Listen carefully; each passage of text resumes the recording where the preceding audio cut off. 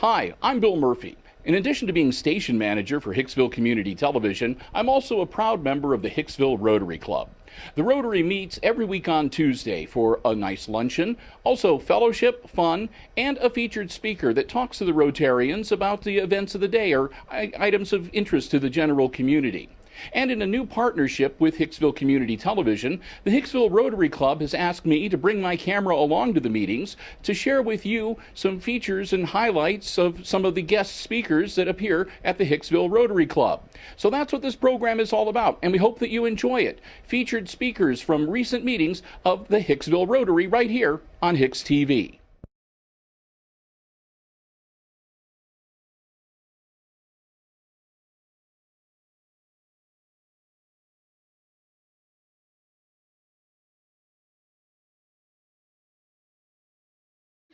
I have representatives from the Sheriff's Department here today. I have Captain Chris Clausen here, and over there is Deputy Adam Schaefer at Boomer for our program today. So we want to welcome them to Rotary.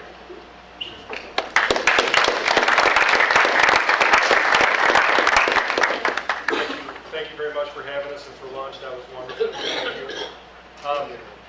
Adam Schaefer and K9 Boomer are one of two K9 teams that we have at the Sheriff's Office. Adam and Boomer have been on working together for, what are we at now? I was going to say, about a year and a half, and then Deputy Ben Mosier and his K9 Ben just finished the K9 Academy and are out on the road. So we worked for a long time to have two K9 units working at the same time, or, on at the same time, and we finally made that a reality. So I won't bore you. I'll let Adam take over and we can tell you about it. Like I said, I want to appreciate you guys having me. I really did appreciate that. Food was excellent. Boomer's a little jealous he didn't get any. So. Yeah, he doesn't need any. Like I said, my name is Adam Schaefer. I'm a deputy with the Defiance County Sheriff's Office. I've been a deputy now for approximately about 8 years. This is my partner, K9 Boomer. Like he said, me and Boomer have been together for about a year and a half now. When I got Boomer, he was a year and a half old. He's now 3 years old. He's a full-blood German Shepherd. We imported him in from Czech Republic. He's about 110 pounds. So he's fully grown now. He's going to stay at about 110 with a little bit of exercise and a diet. So he's just a bigger dog. Boomer's what they would call is a dual-purpose dog, meaning he's trained in many aspects on the road. He's trained in aggression, which I'll show you a little bit of the bite work here. Captain Clausen is greatly he's going to let us take a bite. So. He's volunteered to be the test dummy, so heel.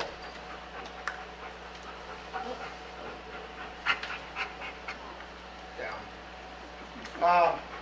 He's trained in aggression, he's trained in tracking, he's trained in narcotics searches.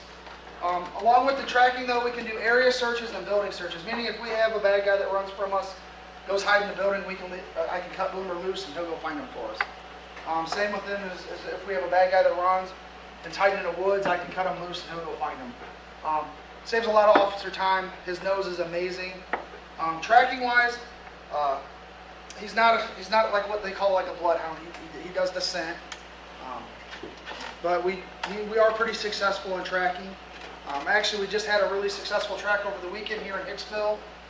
We had an intoxicated male that was wanting to kill himself, run from the hospital, and we were actually able to track him almost a mile down and bring him into custody and get him the help that he needed without him injuring himself or anybody else. So, like I said, we use him constantly at the Sheriff's Office. The narcotics search, he's trained in 4 different narcotics. He's trained for cocaine and its derivatives, with crack or anything like that where they would cut it with cocaine. He's trained for marijuana. He's trained in heroin and then meth. So yeah, we utilize them all the time at the Sheriff's Office as far as vehicle searches or home searches or anything like that, as far as the narcotics problem. We had to go to school for 14 weeks to become trained. Even though from the time Boomer was born, he was trained to be a police dog over in Czech Republic. So he's been training his whole life, but when I got him, we had to go to school for 14 weeks. Kind of more to train me than it was to him. So, but we went over to the Allen County Sheriff's Office in Fort Wayne. But it's still something that we do constantly. We go once a month for follow-up trainings. We try to do something little every night though to train, to keep his skills sharp and ready for the road. Boomer's only assigned to me. I'm the only handler that Boomer will have. He lives with me. We're together 24 hours a day. He comes home with me and my family, so you can honestly see that me and Boomer are probably really close. His main job though is my protection. As you can see, he's not going to let me walk around the room without knowing where I'm at. As far as the aggression, the big misconception on these dogs is that these guys are attack dogs, and they're not. He is trained to bite. The only time he'll ever bite is if I tell him to. The only time he would, and the other second time he'd only bite is my protection. If someone were to come up and push me, yes, he would bite you without a command. Those are the only two times that he'll ever bite, is on command or if he thinks I'm being injured or hurt. So, he's a real good dog. He really is. He's got a real great personality. As you can see, he's happy. He loves kids, so we do a lot of these demos for the DARE programs or youth groups or anything else like that. So, if you guys ever need us to come out, just get a hold of me, myself, or Captain Clausen. We love coming out doing these demos for kids, especially adults or groups or anything like that. Haven't started doing birthday parties yet, but I'm sure that's on the horizon. Boomer he'll be on the road for about, the average on these dogs are about 7 to 10 years. So we got a illustrious career ahead of us yet. So hopefully, barring any injuries or anything like that, we'll get the maximum out of him. He's quite expensive. He was $8,000 when we purchased him, so I think he's insured now for $20,000 if I'm not mistaken, with him trained and fully trained and anything else like that. These dogs are a very valuable tool to us. Unfortunately, I don't know if you guys read the papers or anything, Toledo just lost one of their dogs, unfortunately. But like I said, these dogs will do anything we want them to do. Because like I said, they're very loyal, and he's got that super alpha male syndrome, so he thinks he's bigger and better than everything else. He does not get along with any other dogs or cats. I get that question all the time. I think it goes back to that super alpha male. The question we always get asked is, he's a male. Obviously they use male dogs a lot more than they do female dogs. I don't know why. It's just what the trainers prefer, I guess. Is there any questions anybody has that I may not have touched on? Yeah. How do you guys go about supporting them and feeding them? Is that something where you take donations, or is it paid for? The sheriff's office is actually budgeted for that. So for us, the vet bills and everything are donated, but other than that, everything is budgeted. So yeah. What's the food company we just actually entered into a program? Yeah, with Lipstick, the food company that built. Yeah, I can't remember. Himes. Yep. Himes, thank you. Himes does a program where they supply dog food for working dogs, and we actually just started a partnership with them, so we'll be using Himes food for our dogs, and they're very cool about it. They don't require us to, sponsored by Himes on the side of the dog or anything like that. They just say, if somebody asks where we get the food, Himes donates it. So we're going to give that a try. Save a little money for the county. Yeah. When he's done being a working dog, does he become your pet? When he was retired, I think there's a monetary donation I got to make in order to, for him to be, his retirement to be with me. Obviously, I'll do that because I couldn't stand being away from him. Like I said, we're very close. I've been with him now for 2 years, every day and every night. So yeah. Any other questions? Yeah. Now, being from the Czech Republic, the commands you provide the dog, what language is that in? Is it Actually, he was trained in German initially, but we switched it over to English. Boomer, heel. Actually, he's like he's still got a little bit of puppy in him. Boomer, heel. You see, he knows the sleeves out there, so. Heel.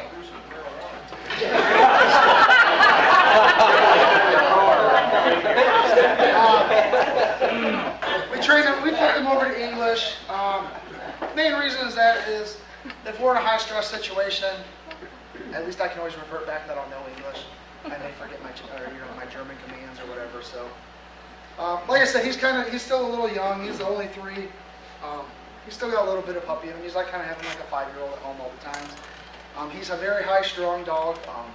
A lot of these working dogs are. He loves to go to work.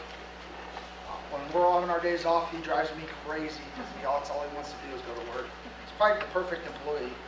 That's all he wants to do. Works for food, and that's all he does is want to go to work. So, another thing about the training is we train him with the Collar Association. If you guys can't really see because he's got so much hair, but he's got a big, thick leather collar on now. Down.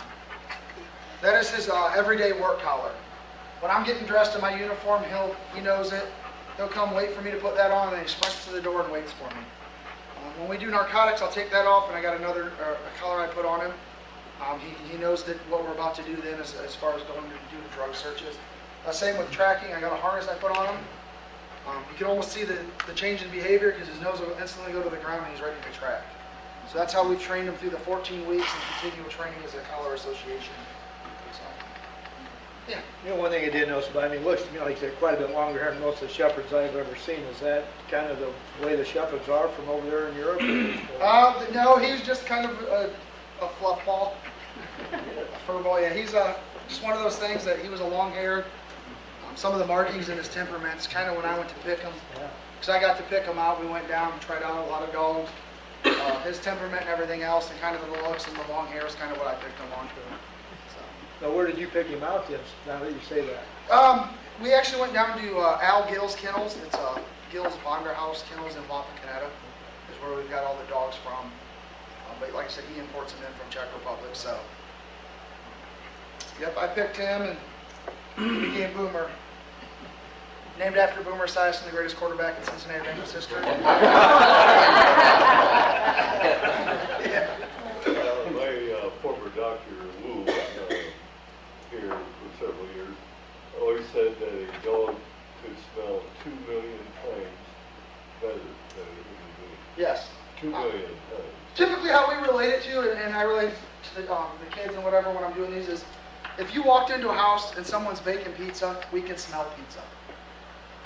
If these dogs walk into a house, they smell every ingredient in that pizza.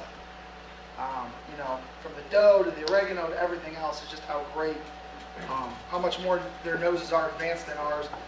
His hearing is much more advanced than ours. They can hear a human heartbeat up from 6 feet away. The only problem is these dogs don't have any depth perception. So there's where their eyesight's still good, but they just don't have that depth perception like we do. Which is where you can get shiny floors or glass will mess these dogs up because they don't have that depth perception. Yeah. Kind of amazing how comfortable he seemed around this crowd. Oh yeah, he's got a great temperament, so he better listen. Or else he's gonna get in trouble. Yeah. If you decide to take a job out of state, does the dog follow you, or do they treat another guy with the dog? They'd actually have to probably send another guy to the academy with him. Okay. They hope that he gets that pack leader bond with him. But other than that, the dogs won't. Yep. He's an asset. He's a tool with the Defiance County Sheriff's Office. I'm just the only one to train to use him. Okay. So if you leave, somebody else has to be trained. Unfortunately, but I don't think I'm going to leave them unless they force me out. Things happen. If they legalize marijuana, is that going to be a problem for the dog? What, unfortunately, he's been trained for marijuana. There's going to be no untraining him on that odor. What it'll have to be is we'll just have to document if we do a vehicle search.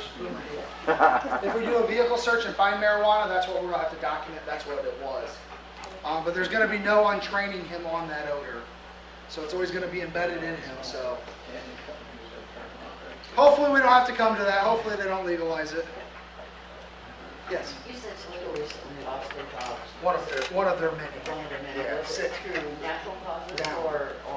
No, it was actually, I think they were chasing a murder suspect in a stolen vehicle, chased him into a house where he had opened fire on the dog. So, yes. The public is pretty much discouraged from going up and trying to pet him, aren't they? With him, in his temperament, I allow people as long as they ask me first and don't just come up from behind him, because he could perceive that as a threat. So I tell people, if you see us out and about, don't be scared to stop, wave, say hi. I'll get them out, play with them if you got the kids or the grandkids are around. Don't ever be discouraged to come up to us and say something. Like I said, I'll get them out. You see us out and about, wave us, flag us down. I'll get them out and the kids or the grandkids or whatever can pet him He's got a great temperament. He loves kids. So I've been very fortunate with that. So He's very protective of Adam. Like if me or any of the other guys at work were roughhousing around or gave Adam a shove or something like that, he doesn't like that. So he's trained to protect Adam, and he doesn't distinguish because I'm wearing a uniform that I'm a good guy or friend or whatever. If I shoved him, he'd bite me, which is why nobody picks on Adam. that's why I take my dog in the office every day. I can show you a little bit of the bite work, and like I said, some of the control work that we have, especially with the big misconception of these being attack dogs. Yeah, it's out in that chair right outside the door. And how does he do with your daughter? Loves her. He's very, very protective of her. I have a 1-year-old at home. In like 4 days, she'll be 1. She climbs all over him, chases him around the house. He knows what we're going to do. This sleep is a training sleep for him. This is one of his absolute favorite things to do in the world. Sleeper for real. Heel. Stay. Jim to like kiss out or kind of push him Like I said, the big misconception on these dogs is that they are attack dogs. He has been trained for aggression. He will bite. You always go for the arm, man? He goes for the sleeve, yeah. He usually He'll go for the sleeve, and he sees the sleeve, so he'll go for that. In a real life situation, he'll bite anything he can. It's good when they get. I don't know about your training, but we've had. I don't know if it was Boomer or our last dog, but we were chasing a guy, and he got the guy right at the elbow joint and just drug him right to the ground. It was perfect. If you just want to come forward, I'll have you pet him with the sleeve. As you can see, he knows what this is. This is a training thing that we use all the time. Sit. And pet him with it. Pet him with the sleeve? Yeah. He hates this. He hates it. He absolutely can't stand that because he knows he can bite that, and I'm not allowing him to. But that shows you some of the control work that we have over these. That we use this almost on a daily thing, on a daily occurrence for training, so he knows what this is at. So, you ready? Do you want me to set him or you? Yeah, I'll set him. Whoa! As you see, he throws about 110 pounds into it. And he's got a very hard bite. No! No! Down! Down. Heel.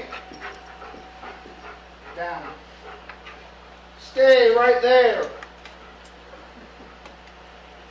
Heel. So this drives him crazy too, having to walk by it. As you can see, the reason he's spinning around me, the reason he does that, obviously we never want to take if I send him in for a bite or if I'm dealing with a guy, obviously I never want to take my eyes off him. So that's why he's constantly spinning around, keeping an eye on him to make sure he's not trying to attack me or running again. So that's why you see him, he'll constantly spin around like that. Another thing with these dogs, unlike a gun or a taser, once we pull that trigger, we can never recall those prongs, we can never recall that bullet. With him, if I send him on some guy and some guy gives up, especially with today's media, I just can't let him maul this guy. That'd look really bad on us. So we've got to have the control to be able to send him in for that bite, and if that guy gives up, be able to recall that dog back. So we're going to attempt to do this. It's always easier when it's a real life situation. He knows there ain't 50 people watching him. Like the last 3 out of 5 times, it's worked really Yeah.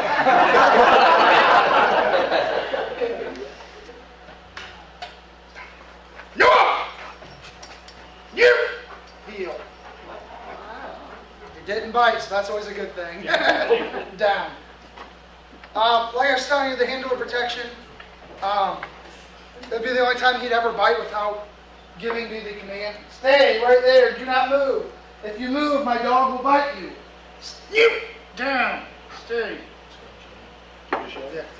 And right there would be the only time he'd ever bite without. And then he takes this really personal, so then it's a really hard bite. No! Down.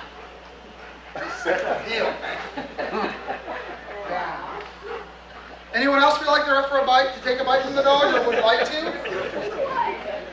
There's a metal bar in there, so you won't get the puncture, but you can kind of feel the pressure You can that these dogs you can have. feel it clamp down on your arm. Seriously, does anyone want to take a bite? I can. You know, try. It's pretty cool. Yeah, I mean, you can. It doesn't hurt. You can just feel his mouth clamp down on you like a vice. Get your rotate. Let's say, where's the fine thing at? Get people trying to get the bite? Are you sure this is gonna work? 60% of the time he hits the sleeve every time. Don't worry. Seriously. Rumor heel. What shoulder do you have? Yeah. The trainer said that Yeah, 60% of the time every time, right? Put your right arm out. You're right.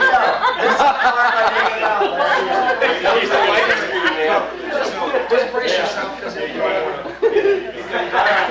everyone getting cameras ready? We have. Are you ready?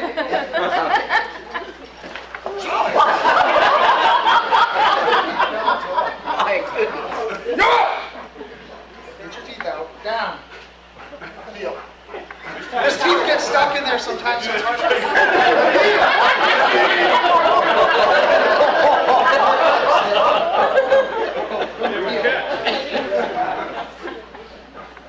Down. Anyone else?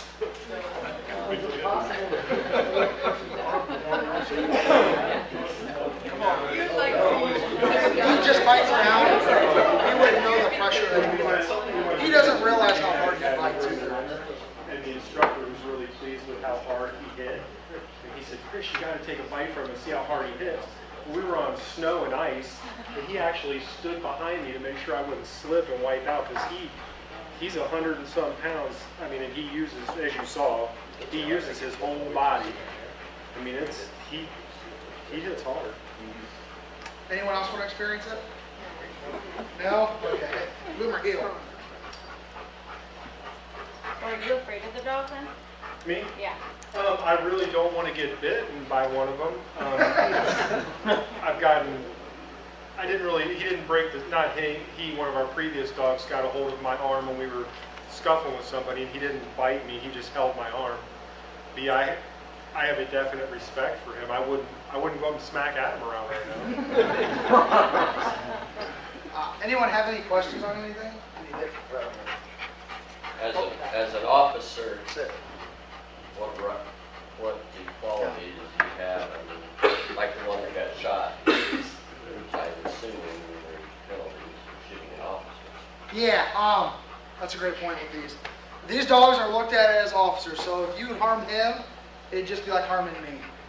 The penalties, the crime everything is the same. If you, like I said, any harm you bring to these dogs would be like you'd bring to any other regular officer.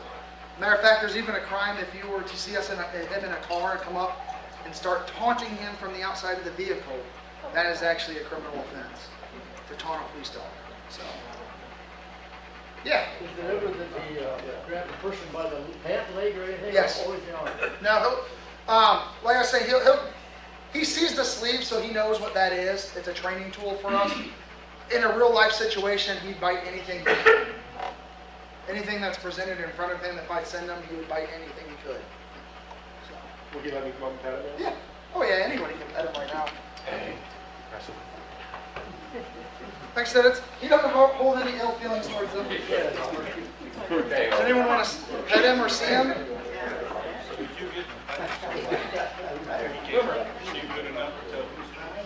Did you see he's really soft as a big fur ball? There's officers usually get bitten by them. Oh, yeah, big dog. Well, as I said, he's like having a 5-year-old at home. Yeah, I mean, he knows. He sheds constantly too, so we gotta have a really good vacuum at home. And my wife makes me vacuum, of course. Yeah, he sees that. He doesn't distinguish. He really clamps down.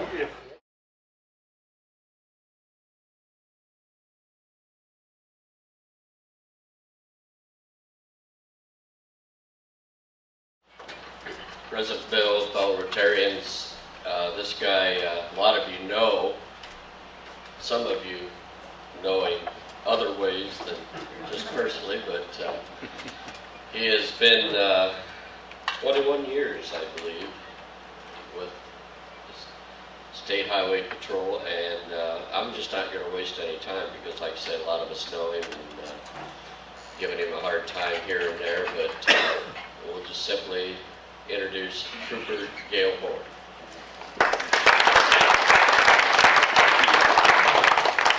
A lot of you want to know about my job, what we do out there. Some of it's good, a lot of it's bad. If you knew some of the stuff we know and what we do every day, you would wonder why ain't more people in jail. Because when we have a fatal, Columbus looks at that as it's my problem. That's why it happened. I didn't write enough tickets. That's why 5 a day, they say. 5 a day keeps my lieutenant away. So, but 5 a day, we were averaged 20 days a week, or a month. So that's 100 a month.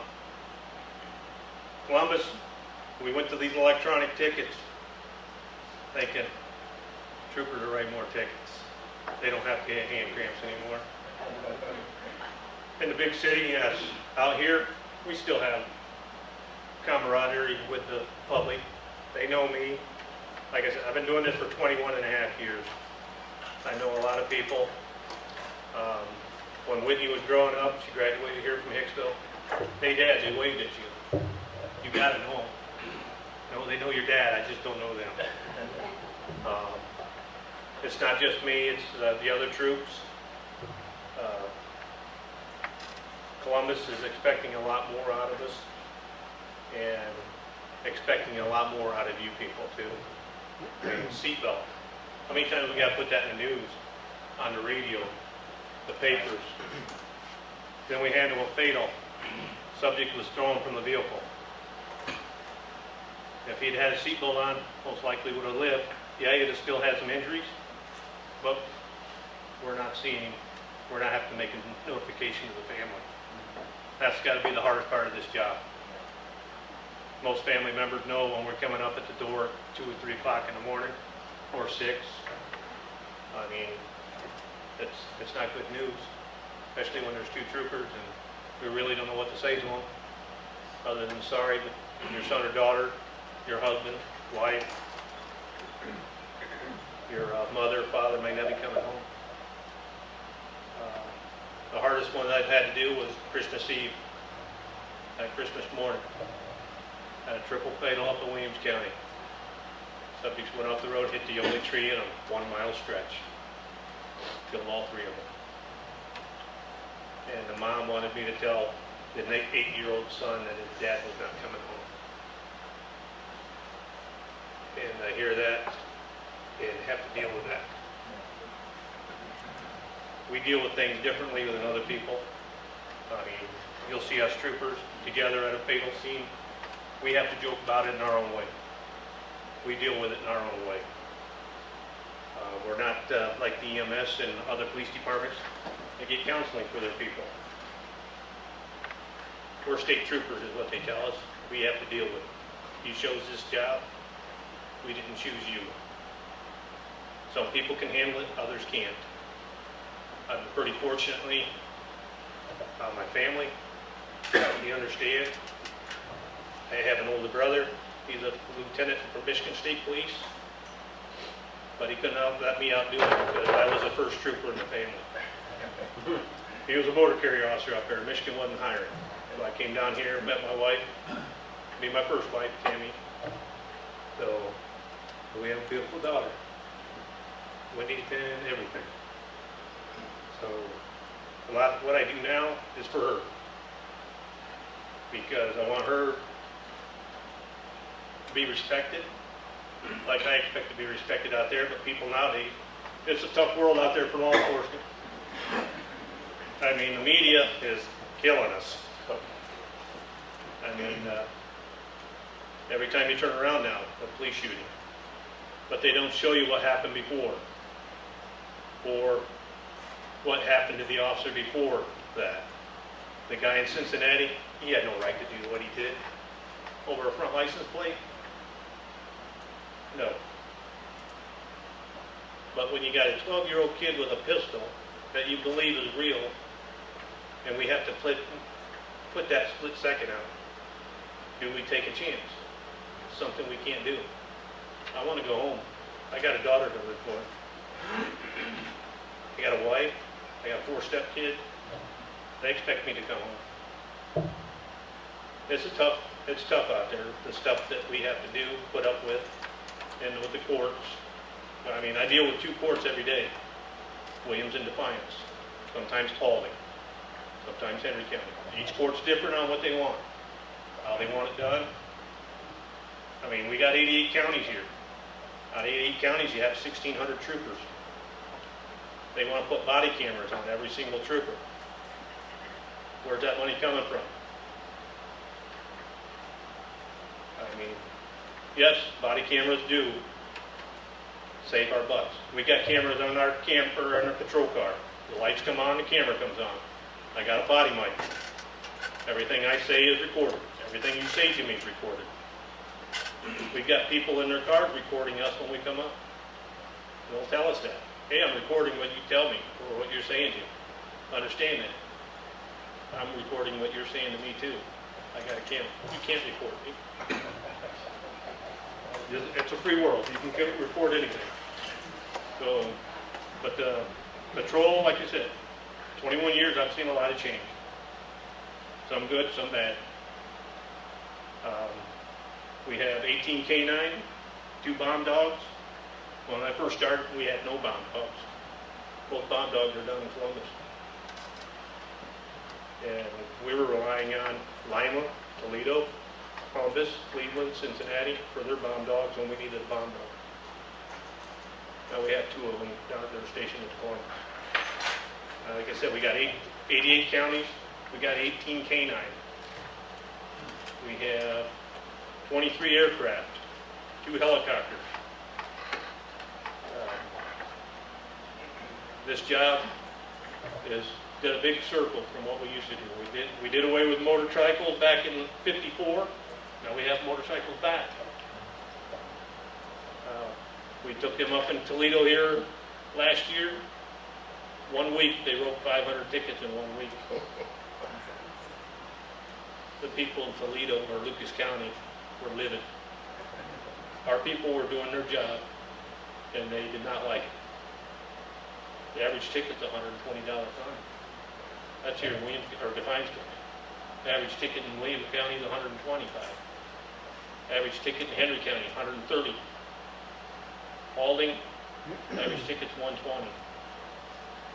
But if you get involved in a motor vehicle crash, the fine goes up. Just recently, I had a guy indicted. Had a fatal or injury crash.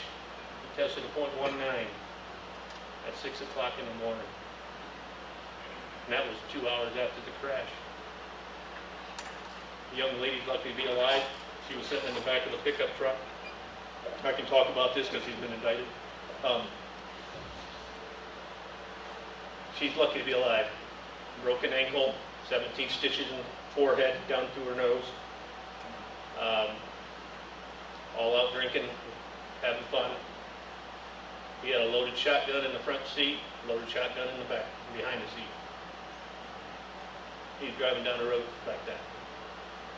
If he would have been pulled over by one of our people, who knows what he would have done.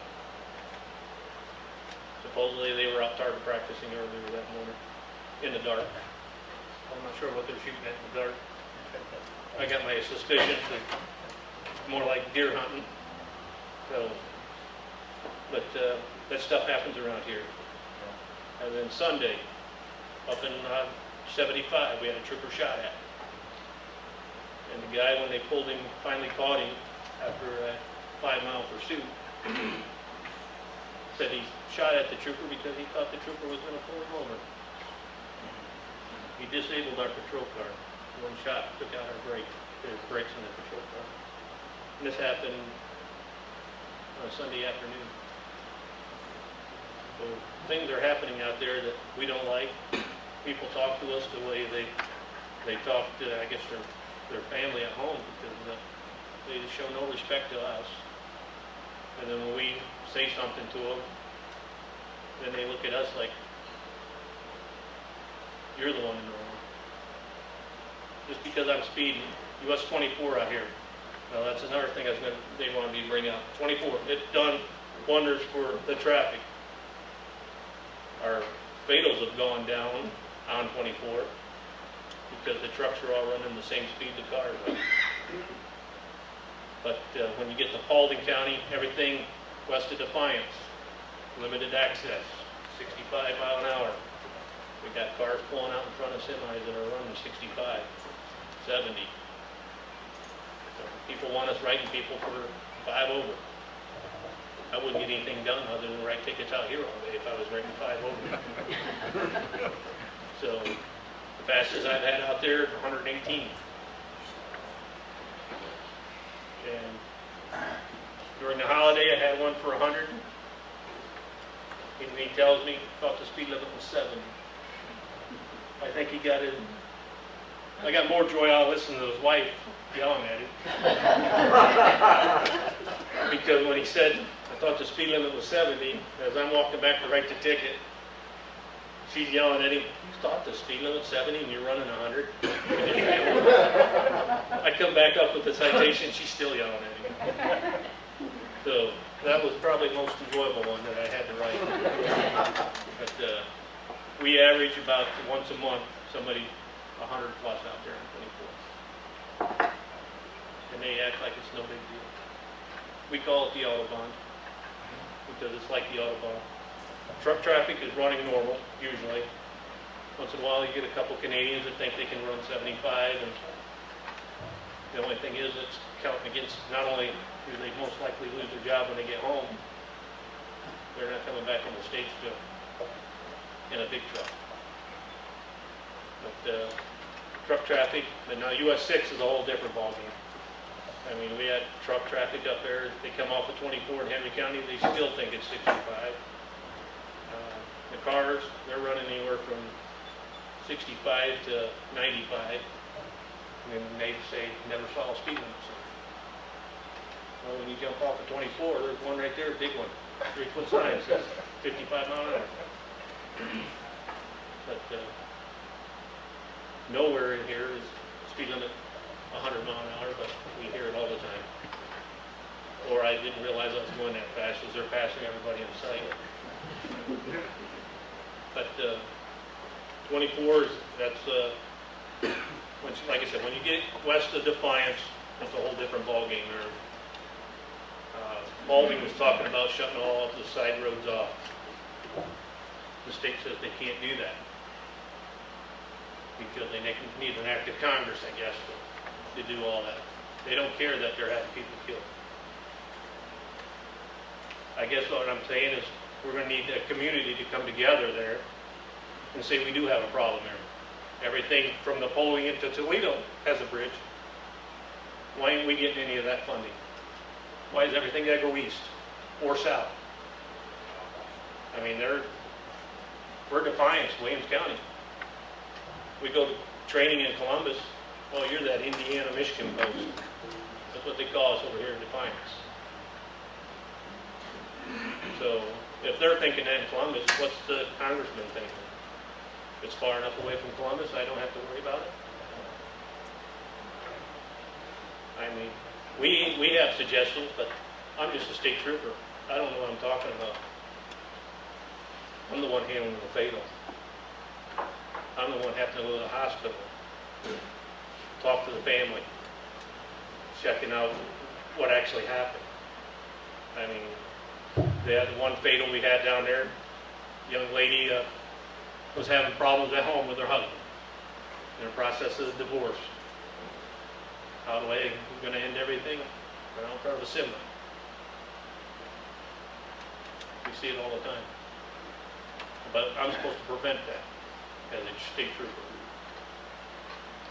I mean, we need help from other people. We just can't do it alone. We said, our alcohol has gone down, or arrest, because people are finally wising up and getting a DD, a designated driver. Some of them are actually finally starting to wise up to that. Plus, with us, you get an OBI, I'm not gonna have a job, we're not gonna hire you. The young kids, I mean, if they pass this law for marijuana, that's a big mistake. That's gonna be a very big mistake. We already got people thinking, they legalize it, that means I can go to work stoned. That means they're driving down the same road you're driving down. I've seen it already. I've had a young lady go off the road, had her young 8-month-old child in the back seat, put the child in the car seat, and buckle her in. High on marijuana.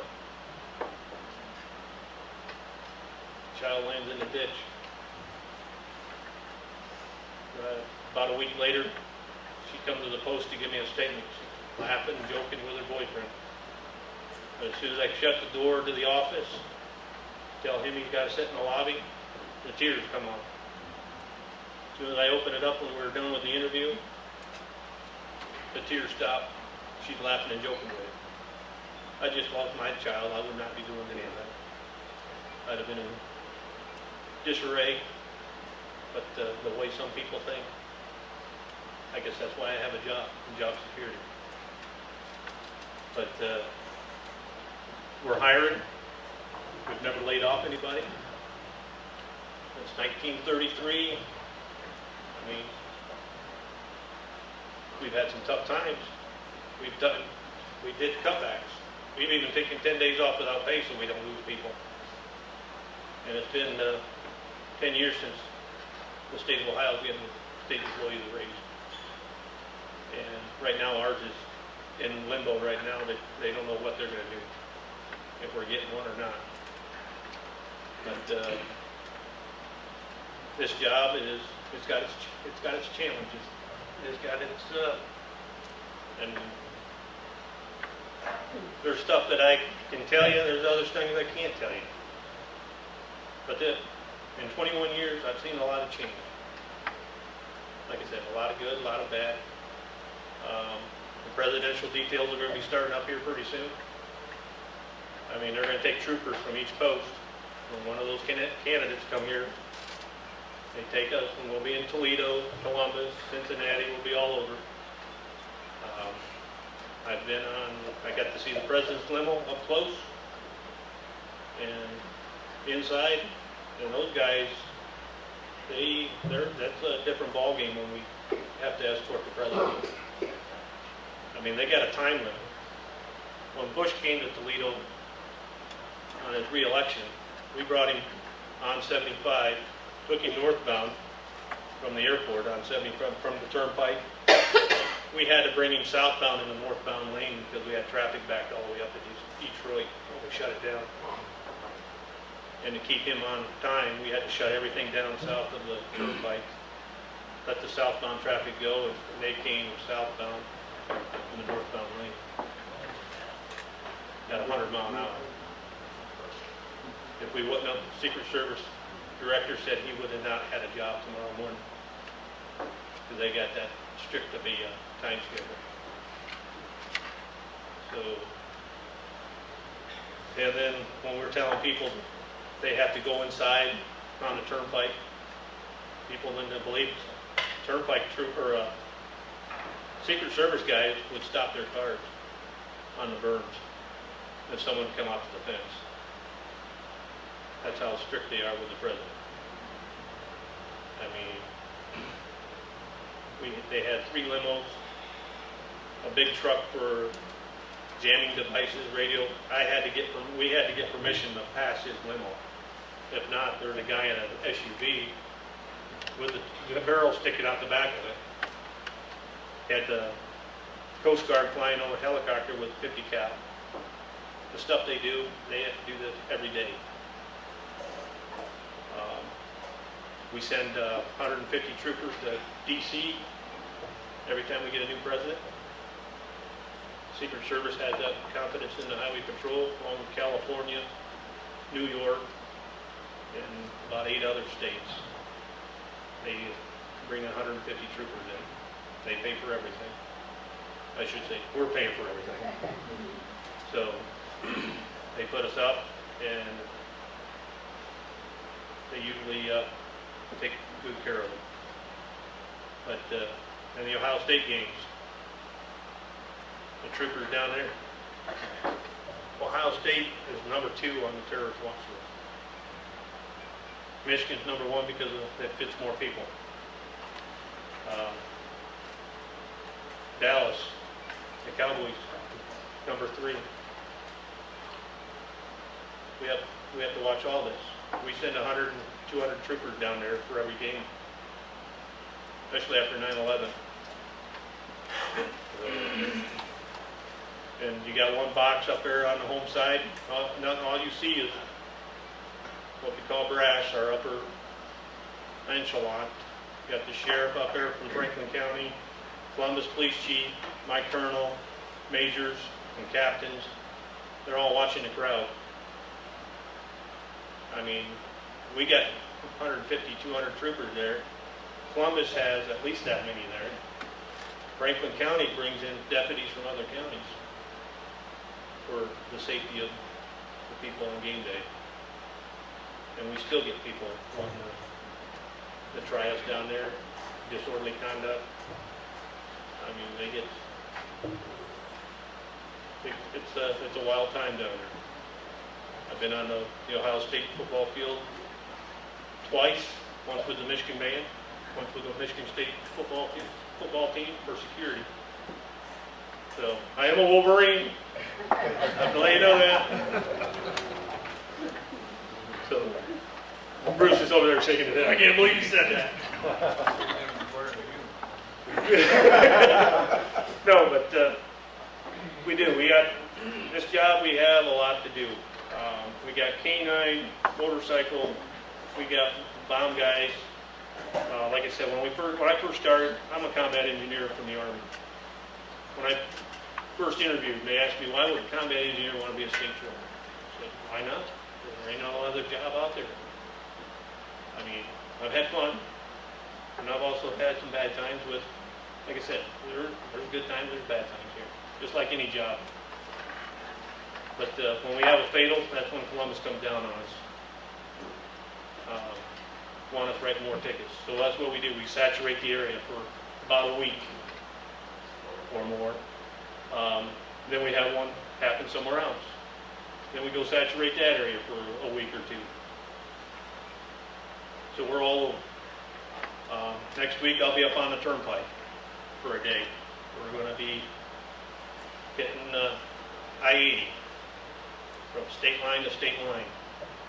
I'll probably have 100 more troopers down there.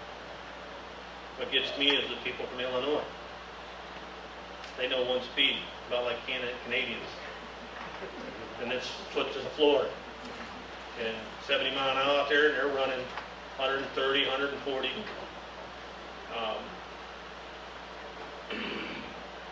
And that's on the turnpike. And they try to bring that air in 24. Any questions on anything with the patrol? Yes. Well, sir, thank you for serving our community in our state. Thank you very much. Thank you. 2 questions. Yeah. Do you think the stress level of you guys over the last couple of years, because of the media and all the things that's been going on, has raised up? And how do you guys handle that? And also, what do you think our biggest issue here in Defiance County is crime-wise? Kramer, Matt, Harold. It's not just here, it's all 88 counties. I mean, Williams County's saying they got the biggest problem right now. Williams County is taking a proactive, they're hitting them hard, trying to get the ones that are making it. And usually what they do is they end up blowing their house up or burning a barn up. I mean, that's what a lot of them do when they're making this meth. They're making it too quick or not mixing the ingredients right.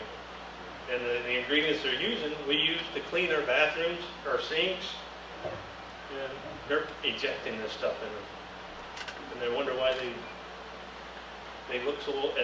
Some of them are 30 years old, they look like they're 80, because it's eating their insides out. Their teeth are falling out. I mean, we go to the stores and we see them. They're in there buying their supplies. As long as they don't buy over bulk amount, they know what they're doing. I mean, when we catch them on the road, or at least we try, they're making this stuff going down the road in a little pop bottle, 2-ounce bottle, shake and bake. It gets warm in their pocket, they'll put it in a 20-liter bottle. It gets warm in their pocket, they take it out for a while, let it cool down. Put it back in, they just keep turning it. So, and those can blow up and they have. Just On the turnpike, do they still receive a ticket when they get on? You mean, It used to be you'd pick up a computer card when you got on and you give it to them. And then some do, some don't. If you got your Easy Pass, you don't need a ticket. You just go through the easy, or either any lane you want, unless you need to get one of those. You don't have the Easy Pass to open the gate. I was just wondering, wouldn't it be easier if they have something like that to say how fast they were going by the time they got on and the time they got off? Well, just write a ticket then?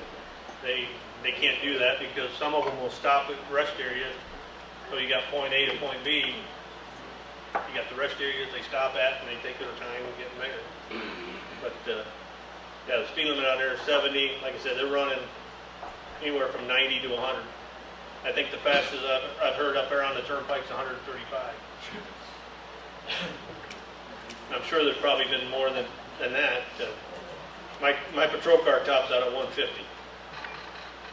And if they know what they're doing with some of these sports cars, there's no way I'm going to catch up because some of these sports cars run 200 plus. But the manufacturers make them because people want to pay for it, so they make a factory deal for it. But you can't outrun the radio. And we have stop sticks for that if need be. But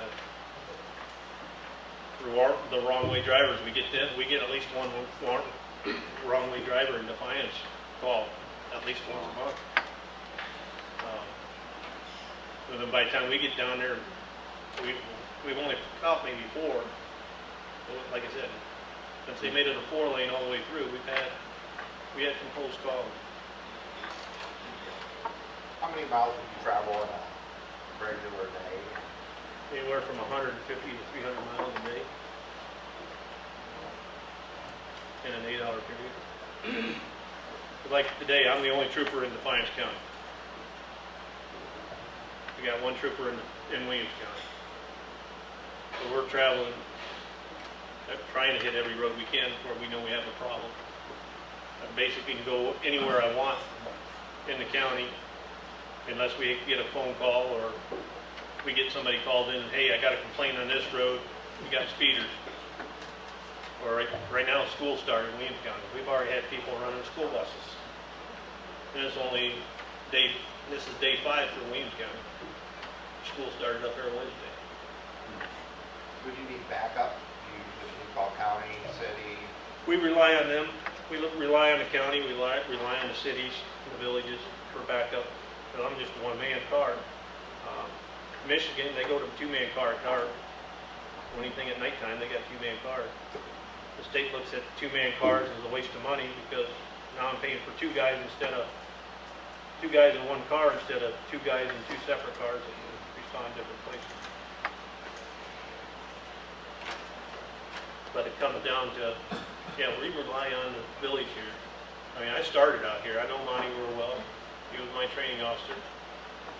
Well, I started out at Hicksville. When Gene Laney hired me, I told him I wouldn't be here very long. It was 2.5 years later that I got hired with the state patrol. So I know what it's like to be on a small department. Would I go back? There's some days I wish I would have never left. But the patrol, I've done a lot with the patrol. I've seen more, done more than I would have done being here as a patrolman.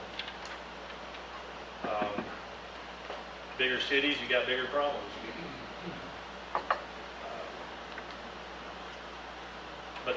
we got the same problems the big city has. We got the violence, we got the domestics, we got the drug problem, just not as severe. But hopefully that does not fill the crowd down here. And the big cities have shootings every day. That's all you see on Toledo 4 lane. Shooting here, shooting there.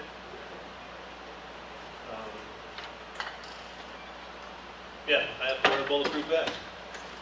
The gun bill, that's an extra 20 pounds I have to wear. And then people say, oh, I ran the state trooper, or I outran the officer. Put 20 pounds on to see who outruns who. So, but yeah, they gave us a patrol, that Dodge Charger. We gave up speed for room, or we gave up room for speed. The Crown Vic had everything. I could carry my riot gear with me. That used to be a thing you had to carry every day, my riot gear. Because you never knew if you're going to get called to a prison riot, get called to a city riot, or a disturbance somewhere. And plane crashes, we handle all plane crashes in the state of Ohio. And I've seen my share of those. Defiance in Williams County, Henry County.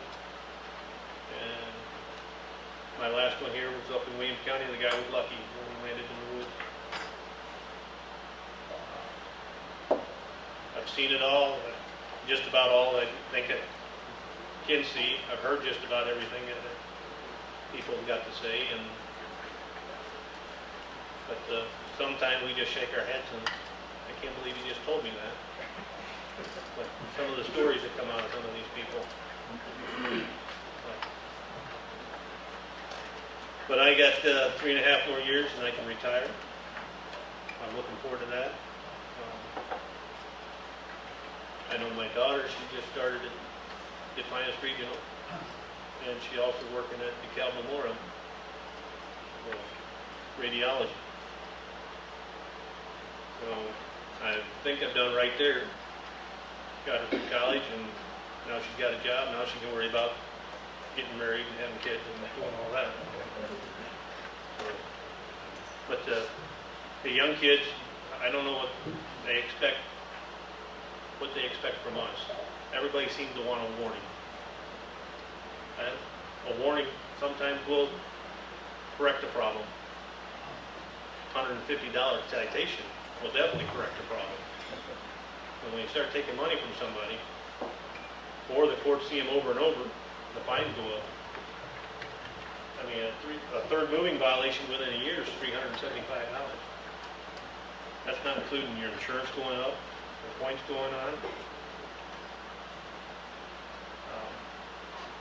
And then winter driving, everybody's, yeah, we had 2 bad winters. You got 6 inches of snow, you can't drive 55 miles an hour.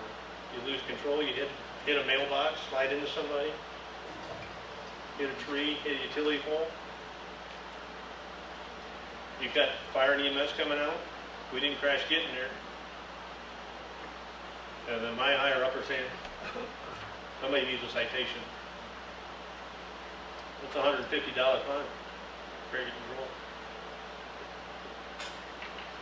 So, with that, I went over my time.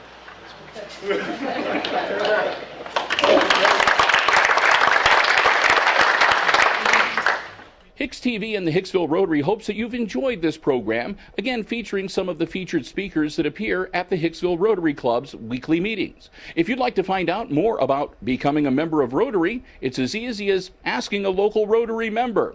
And we hope that you'll join us again soon for more highlights from the Hicksville Rotary Club right here on HIX-TV.